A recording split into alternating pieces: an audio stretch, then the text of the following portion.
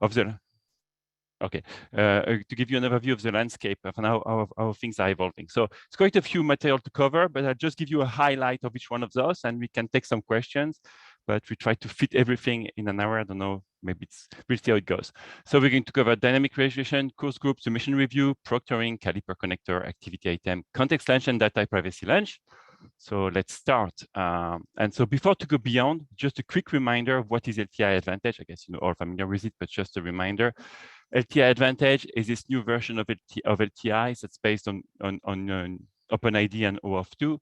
And it's made of the LTI core specification, which really defines the ability to launch a resource, the LTI resource link launch, and the mechanics to have OAuth services. And on top of this core, there is a UI interaction called deep linking, which is really, you can see it as a picker flow, which allows from the platform or /LMS to go open the tool to grab resources and bring them back into the platform. So that's a UI flow. And we also have two services that are part of the LTI Advantage Bundle. The first one is the assignment and grade services, which really is about grade passback. And so it allows a tool to create gradebook columns and also to pass the scores and get the results. So it's really a gradebook integration API. And then there is a names and roles, which is a fancy name to say rostering or membership. So all of what you see here makes the LTI Advantage Bundle. But there's other things that we want that have been cooking and are extensions to the LTI Advantage and may or may not be available in your platform. And so that's and most of them are available on the IMS specification website, but they may be members only to get access to the draft of the specification. So let's start with the very first one, which is dynamic registration.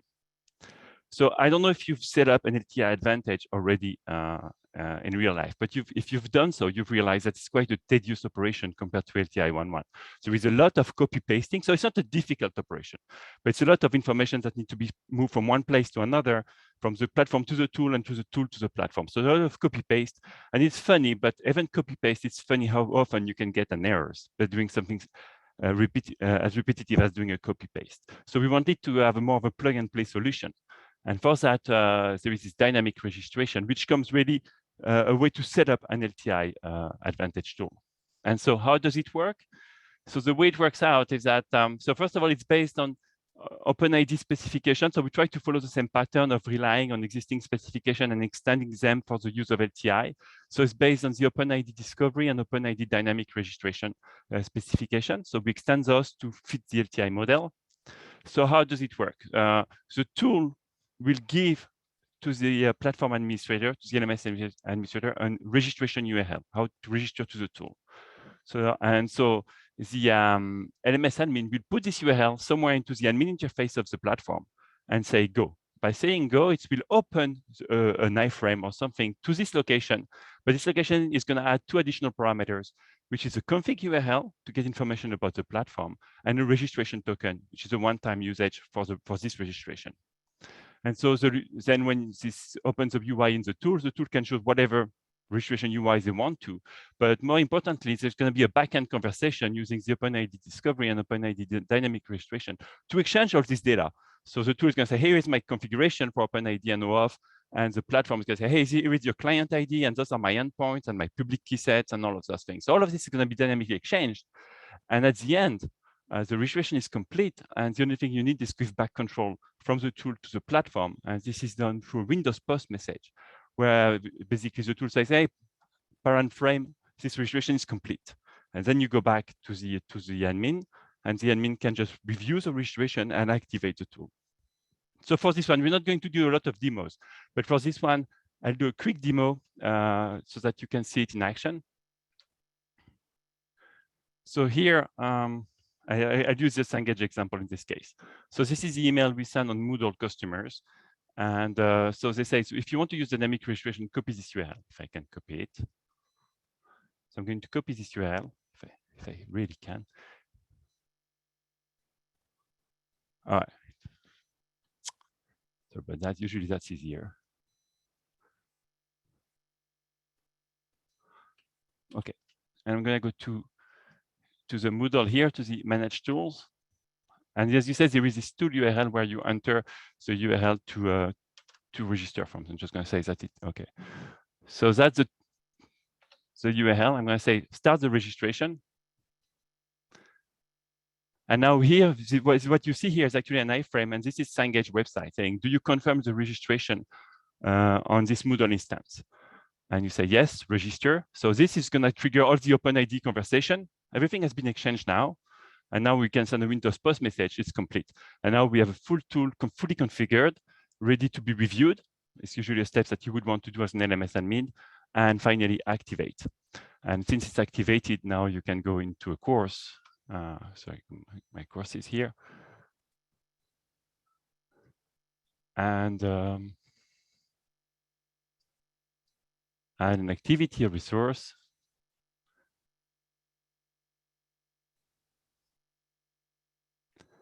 You see the tool is here, Cengage QA. And I select content. And that is deep linking flow. You see the deep linking is all configured and we're reaching the Cengage site. So you see here that's dynamic registration for you, which really allows you to plug and play an LTI Advantage fully configured tool into platforms. And if going back to the presentation, that's already quite available already in production in 3 LMSs, Brightspace, D12, Moodle, and Sakai already have this available in production. And there are a couple of tools that are already using these capabilities. But if you're doing LTI Advantage, that's something that is actually very easy to implement and really simplify the registration and avoid the support cases to have to help people that they copy the wrong key set in the wrong endpoint and stuff like that. So I don't know if there is any question on that.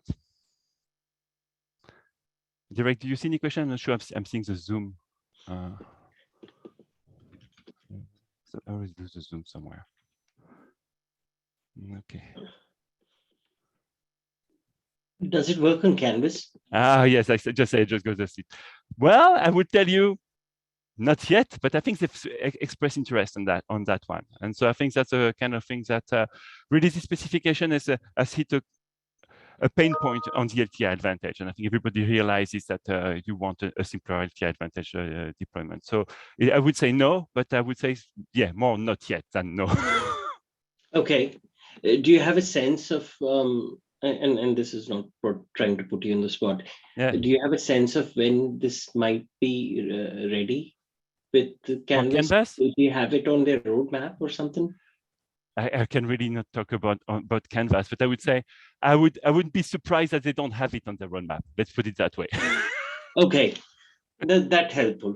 Thank you. And I will just interject that we are working to add this to the next version of certification. So while there are groups that have it in production, we are not yet certifying this. So we have to still work on that. In the meantime, you can play on it on D12 and Moodle and Sakai. So, all right. And so that was for dynamic registration. And I think that's the most out there. But the next one we're going to talk about, completely unrelated, is course groups, right? And so what's a course group? Really, the course group is those groups that you have inside a course, right? And those small ad hoc group of students that are, I don't know, working in a group assignment, or maybe you want to grade them together or something like that. And so you have those little groups in your course. And then you have sometimes groups of groups where, you know, you're going to split the enrollment around a given and create a group set. And so, you have those notions of groups that called group set. And so basically the course groups API allows for a tool to get all the groups that exist in the course, or the group set and the groups inside that group set. And they can also know the members of the groups by actually querying the membership service with the groups equal true, and that will inject the group memberships inside each member. So it says this member is also part of those groups. And there is also on the LTI messages themselves, you have the endpoint passed to you, as we do like for all LTI services. The message contains the endpoints to the services, but it can also contain the groups the launching user belongs to. So you don't have to use the membership service to get that information. So you can get it on launch. Like, okay, these users belong to those 3 groups. And so this is not opinionated about what the groups are for. It's totally up to the tool to decide how those groups are for, but it's really to avoid to have a tool to build up its own groups and groupings when those already exist in the LMS. So it's really the ability to transfer the group information to the tool. And it's very simple, like the way we try to do it in LTI, the minimum possible, and hopefully that's enough. So that means by that is that there is no group role. So a student, the groups are just a group of people. There is no, oh, this is a manager of the group and this is this of the group. There is no group role itself. It's just a bunch of people, a bunch of members in a group. So that's the course groups. And the course groups, it was actually, I think, a joint effort from Blackboard and Turnitin to work on the specification and do the first implementation. And now we have a tool, Harmonize, also supporting it. And there is a tentative 4.1 for Moodle. We hoped it for 4.0, but that didn't make the cut. So it's going to be for 4.1. And with that, I don't know, Eric, if you're game, but Eric could do a quick demo on that one. If you set up for that, Eric. Yeah, sure. Okay, Derek, can you give control just quickly to? I'm going to stop sharing my screen here and let Eric do a quick demo on course groups. It should work if you stop sharing. Yeah.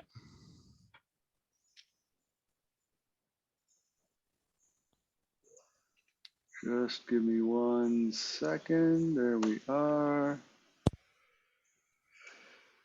So as Claude mentioned, we have integrated with Turnitin for this. My screen is sharing. So if I go into, this is Blackboard Learn with the Ultra user experience, and I go into a course. I've already created, I wanted to keep this demo short, but I've already created, I thought I had. Well, let me do it again real quick then. So if I go into my content market and I load the Turnitin UI,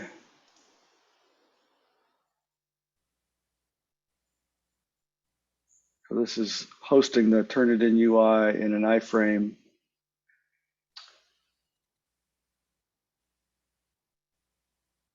With my speedy network connection. So we'll say Turnitin assignment, do this, max grade 100.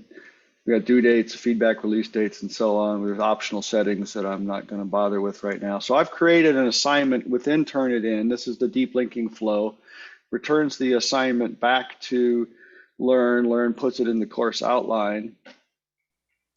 And then when I click on the assignment as an instructor, so now I'm an instructor. I'm still an instructor. I was an instructor when I created it. We launch the assignment again. And we see that we have these 4 members of the class, and none of them have submitted. But what Turnitin, the use case for Turnitin is that they have different people grading different groups. So if we create groups of students who have different instructors or teaching assistants who are doing the grading, then this one shows all the students. But if I go down here, I've got study group sets. In this case, I made it like a Tuesday group, a study group instead of a gradable item group. But now I can look at those groups came from Blackboard. Then I look at the Tuesday group and I just see the members that are in the Tuesday group. And if I go to Thursday group, I see the members that are in the Thursday group. So if I'm only grading a certain group of students, then I can filter that out based on the group that I'm in. So that's really the guts of the demo. I guess what I could have done is shown that we have these course groups here, and I have a group set, which is the study group set, and then I've got the Thursday group and the Tuesday group. And I'm closing my screen. So I'm not sure. I'm actually not super familiar with the group functionality in Blackboard, but I can edit the group and I can see that the Thursday group has Bob and Ice, and the Tuesday group has Sue and Joe. And that's the demo. You're muted, Claude. I said that's great because you showed up groups and members at the same time. So very good. Okay, so there was a question: is this working in Schoology? This I don't know. I would be surprised it does yet. It's still an early specification, but the idea of those specification is that since you know about them, then you can ask about them. So all of those things, you know, oh, there is a specification that takes this. I would really like you to do it. And this is a nudge that sometimes is needed because it's always kind of chicken and egg. But if you know that it exists and you want it, then knowing that there is an IMS specification for it that's already been implemented is a good way to bring that to the conversation. So I'm going to share my screen again. Yeah, so hopefully we'll put Schoology there eventually and the others. So that was course groups. And so now the next one is submission review. So submission review is also an important one. And what is submission review? Submission review is a new launch type. And it's the ability to launch from the gradebook, really the ability to launch from the context of a grade. So you see a grade or a grade status in the gradebook, and you want to see what's behind that grade. And that's the submission review. You click on this, and this launch says it's a submission review launch, and it tells you for which activity, because that's a line item, really, that's this gradebook column, and for which user. And it tells you to open the context of that grade. And you see here, it's called submission review because more often than not, you would show some kind of submission work here. And so that's the idea of the submission review launch. It used to be called the gradebook launch, but it's really the ability to launch in the context of a given score, wherever that score is showing up. And this can be done for instructors or students when they want to review the work. But when it's done for instructors, then this flow can also be a flow for grading. And this is where it really complements the assignment and grade service. So if you put the assignment and grade service here, how could that work? So as an assignment and grade service, the student comes to your tool and submits an essay, but it's not graded yet. So you return for assignment and grade service a score, which has no grade, but it has a status of needs grading. So it's called pending manual. So basically you're saying this grade is waiting for instructor grading. So it shows up in the gradebook as the needs grading icon. Then the instructor can use a submission review to launch that submission, do the grading, and assignment and grade services can be used to send back now the graded and with a status of fully graded and the actual score. So you see how those complement the service and the UI flow. So that's the submission review. And the submission review is already available by Turnitin, but it's still lacking for a platform to really support it. And right now there is a Sakai and Sugi, which are the platform which is actually, and the tools that actually almost support it in production. But there is a strong realization that this is really needed to complete the flow of an assessment tool to be able to launch from the gradebook and grade from the gradebook more easily. And so I would not talk for Eric, but I think, Eric, that's something that is pretty high in your backlog. And I think it's pretty high in the backlog of the main platforms. And so I didn't put it almost in production because being high in the backlog is not being almost in production. No, no, but we are looking at getting it done by the end of this year. So it's important to note that submission review is also part of the activity item work that you're going to talk about later, Claude, and Brightspace has that in production. So we do support submission review, but only for a specific case. Okay, right. So it's coming up and it's been long pending, but I think there's all the LTI Advantage work that has basically taken precedence. And now as the dust settles, those kind of new work can grow on the LTI Advantage space. Okay. So next in line, Caliper Connector. So really, so the idea here is that you have your platforms that are generating learning analytics events. Then you click on an LTI link, and here you go somewhere, and this somewhere becomes your black hole in the experience of what the user is doing. Because from the end user perspective, you're still doing your learning, but you actually moved away to another system and you stop basically providing any learning analytics feedback. So what the Caliper connector is doing two things. It's telling you how a tool can connect to the learning record store of the platform to start putting events in the learning record store.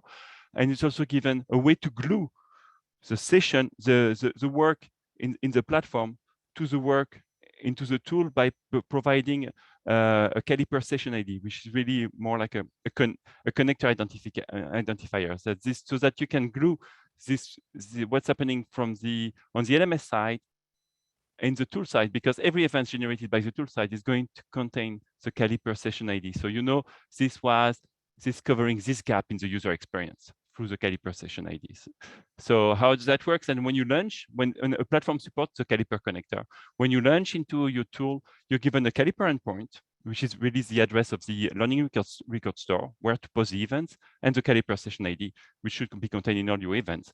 And before to post to the events, you're gonna go and ask, as you would do for any LTI services, you would ask for an access token, and the access token would allow you to post the events into the learning record store. So that's the Caliper connector in a nutshell. Victor, I'm not missing anything? Nope, that's a good summary. Okay, and so that's any question on that one? So that one, unfortunately, as far as I know, we're still looking for proof of existence, but I think the idea is quite important. However you do learning analytics, so being able to launch an LTI tool and still gathering data that you can actually match with a session could be very useful. So is there an event? So now that's a more question for Victor, I'd say. I don't know if you can reply. Yeah, I can address that. Part of the configuration information about the service lets the tool know what versions of Caliper the tool, what versions of Caliper the service supports. And so it signals to the tool that if you're going to send Caliper data, you should send it coherent with one of the versions that's supported. Hope that answers the question. Yeah, and the Caliper itself is not close to extension of and definition of your own events profile. So that's correct. Yeah, it's still legit for a tool to have very specific events and send them to the institution, understanding that the institution is aware of the tool and will know how to interpret. But it's really to have one big picture of the events in the single record. Yeah, that's true. Caliper is intentionally extensible in very specific ways, so you can send extended data to a Caliper store. All right, so next one, proctoring.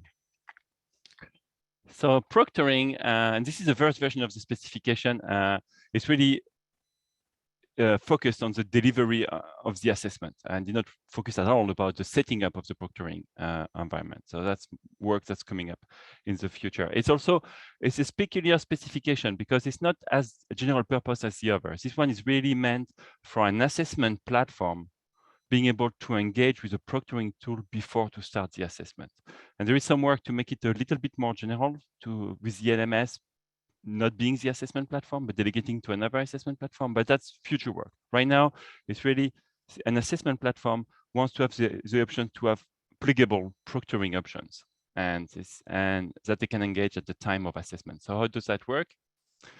When you're about to start an assessment, before the assessment is started, there is a call to the proctoring tool, and there is a new LTI message called start proctoring. It might be called start assessment, but really the idea is really start proctoring. And so this ends up the UI to the proctoring tool, and the proctoring tool is going to do what it does to set up the proctoring session, whatever that means. So that means turn on the webcam, maybe verify the browser is logged, or maybe have a live proctor. It's totally up to the tool. It's really, you go to the tool and you set up the proctoring session. When the proctoring session is set up and ready to go, then the proctoring return control to the LMS by a bit like deep linking, returning proctoring ready message and redirect the user back to the LMS. Then you can take the quiz. And so knowing that the proctoring session is in action.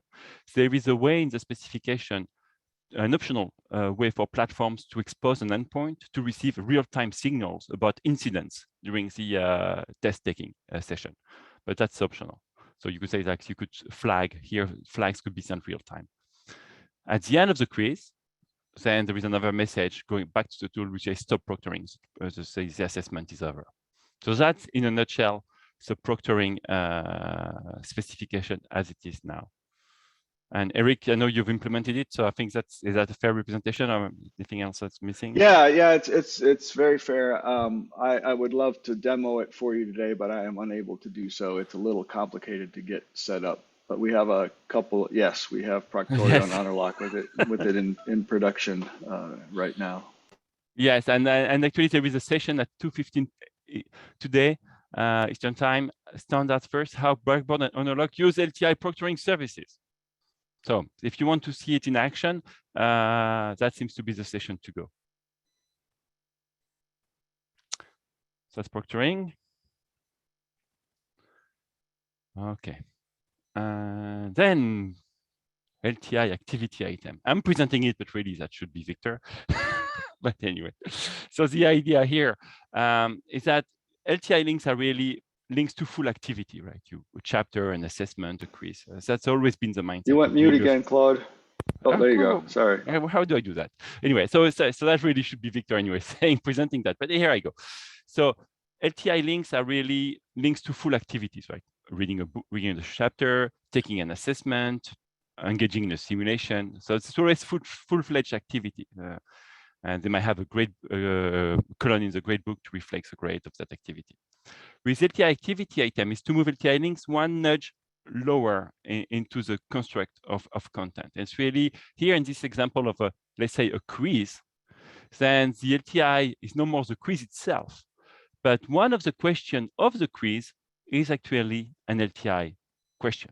But the rest are local assessment things. So it's really the ability to engage at the item level, to bring LTI activities at the item level, not just at the full activity level. So that's the activity item specification. And so it's built in a way to try to reuse as much as possible the existing specification, but move them in the context of, I'm not building a full-fledged activity. I'm building a sub-activity or an activity item that are going to be included into a bigger activity. And a typical example is building a quiz. So in this example here, we have a quiz that has the native questions, but one of those questions is not a native question. It's an LTI question. So how does the specification come to play?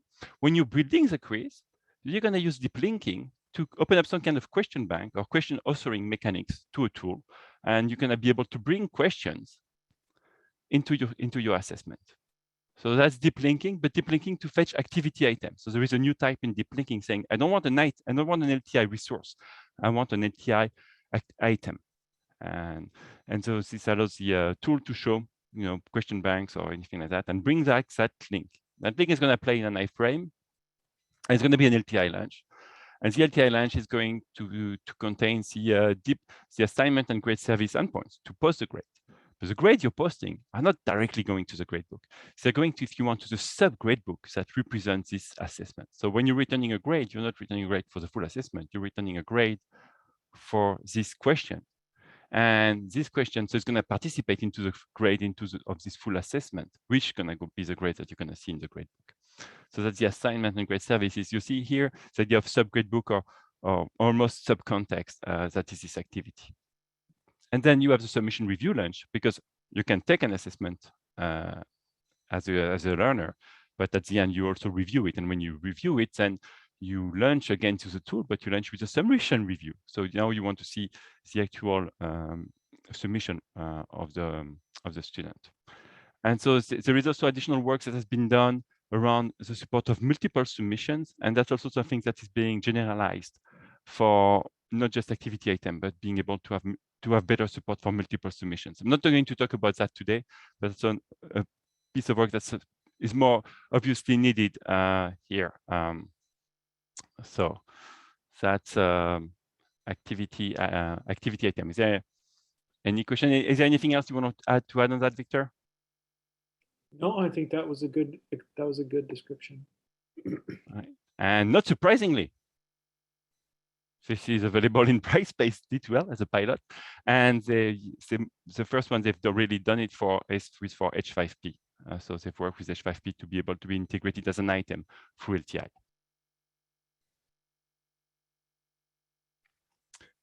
Any question on that one?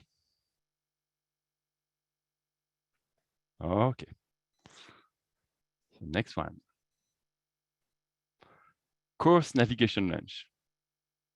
So the course navigation launch, it's a simple concept, and it kind of exists already implicitly in a lot of platforms through the idea of placement, but it's more like making this a little bit more specified.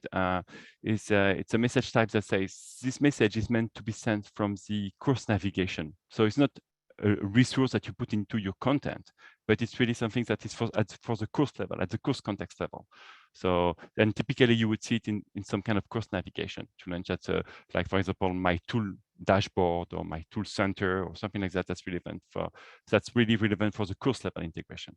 And usually those things are created at registration time. When you deploy your tool, you say my tool has two course navigation entries.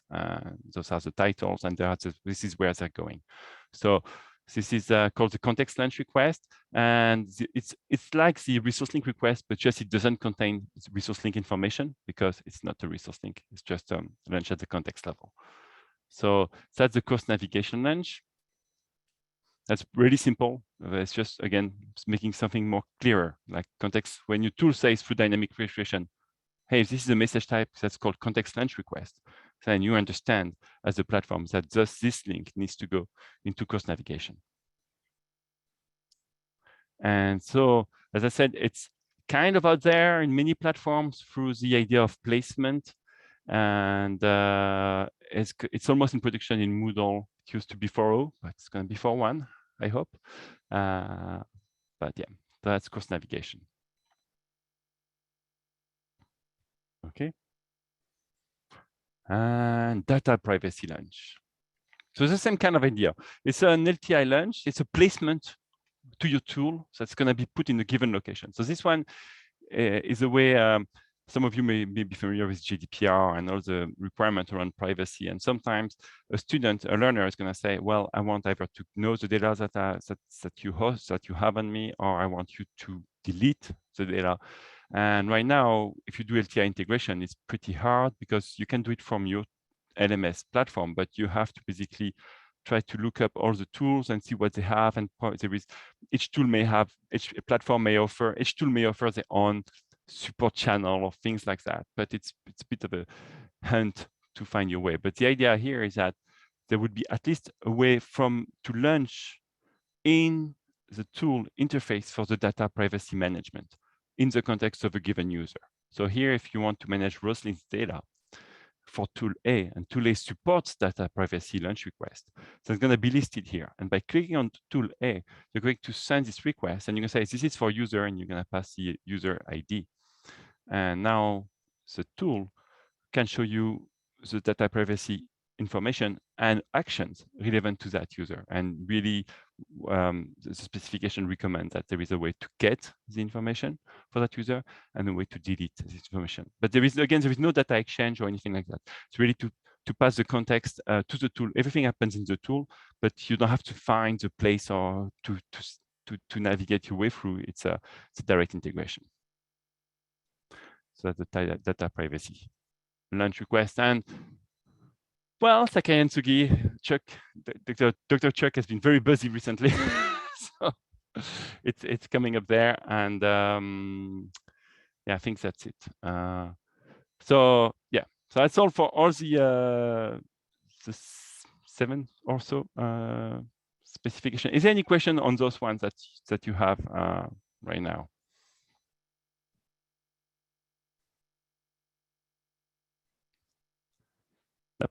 Okay, so I would say that this is not the only thing. We could carry on because the working group is busy, and there is still a lot of things that we would all like to be solved, and stuff that have been wanted to solve forever, but it's just we are not there yet.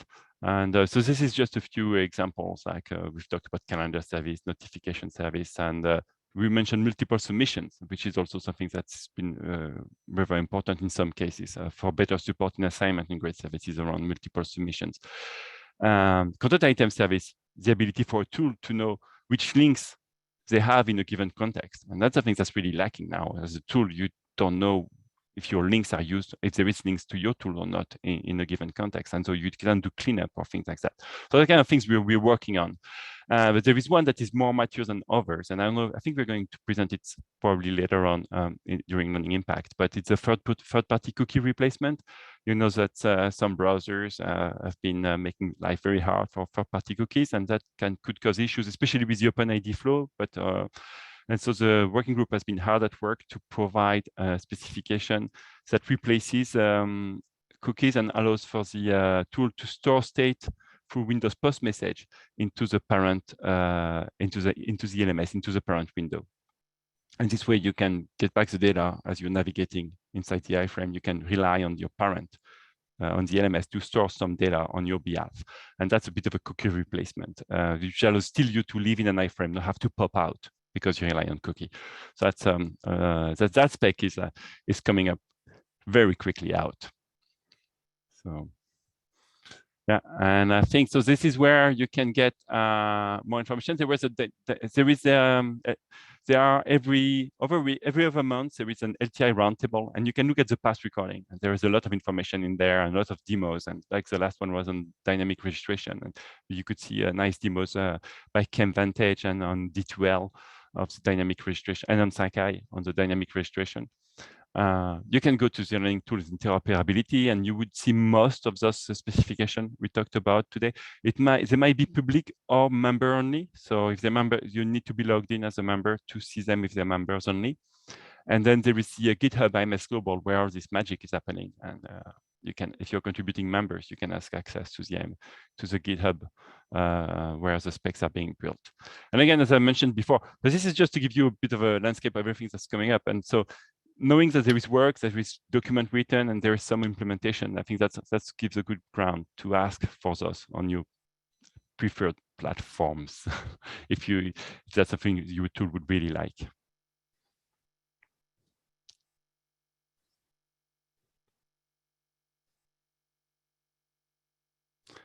Yeah.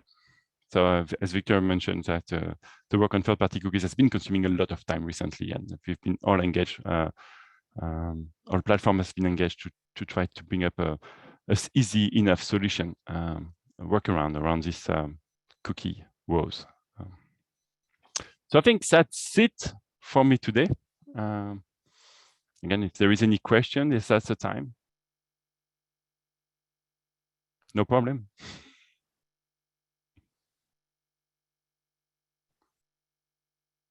All right.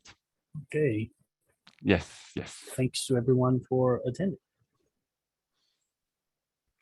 Thank you. See you around.